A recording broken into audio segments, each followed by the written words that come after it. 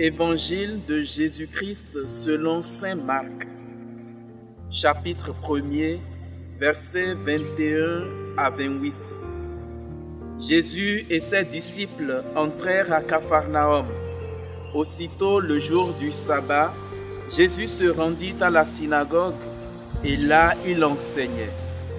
On était frappé par son enseignement, car il enseignait en homme qui a autorité et non pas comme les scribes.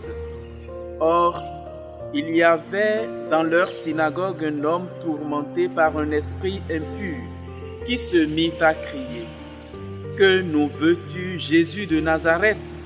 Es-tu venu pour nous perdre? Je sais qui tu es le Saint de Dieu. » Jésus l'interpella vivement. « Tais-toi, sors de cet homme. » L'esprit impur le fit entrer en convulsion, puis poussant un grand cri sortit de lui. Ils furent tous frappés de stupeur et se demandaient entre eux: « Qu'est-ce que cela veut dire?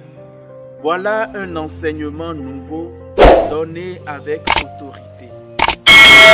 Même aux esprits impurs, et ils lui obéissent. » Sa renommée se répandit aussitôt partout dans toute la région de la Galilée.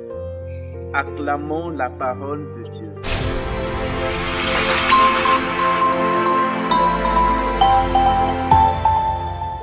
Chers frères et sœurs, fidèles auditeurs et auditrices de la Sève Coaching TV, soyez tous bénis de la part du Seigneur. En ce 4e dimanche du temps ordinaire de l'année liturgique B, l'Évangile nous montre d'une part le lien entre le juif fidèle et la synagogue et l'autorité, la solidité que revêt l'enseignement de Jésus.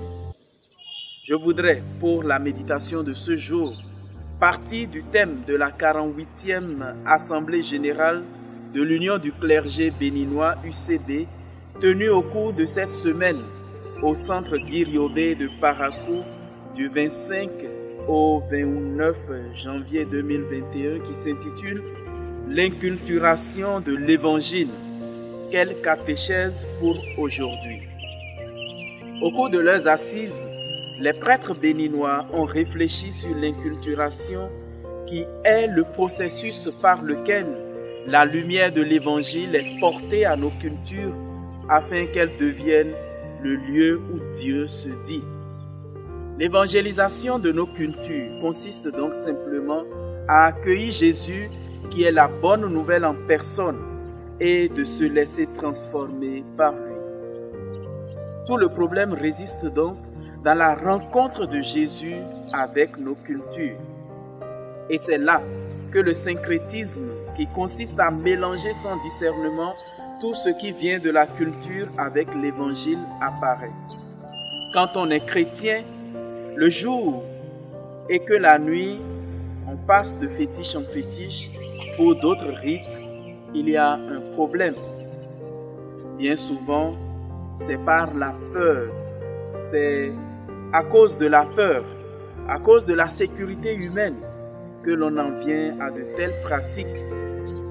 Et sur ce point, il convient de revisiter notre catéchèse. Nous y reviendrons dans d'autres méditations. Voilà pourquoi, comme le juif est attaché à la synagogue, le chrétien doit être attaché à l'église et honorer son Seigneur en allant à la messe tout au moins le dimanche. Beaucoup de baptisés désaffectionnent la messe et préfèrent les loisirs et le repos du dimanche. Ce déplacement de la maison vers l'église est nécessaire, sauf si, pour des raisons sanitaires, les responsables religieux en disposent autrement. Mais quand je vais à l'église, c'est pour quoi faire? C'est tout simplement pour me mettre à l'école de Jésus et l'écouter. Car c'est lui qui détient l'enseignement authentique dont l'autorité est incontestable. Oui, l'enseignement de Jésus est incontestable.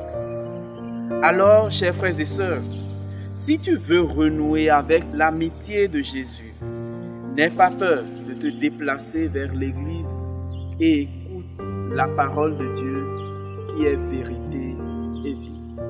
Le Seigneur soit avec vous.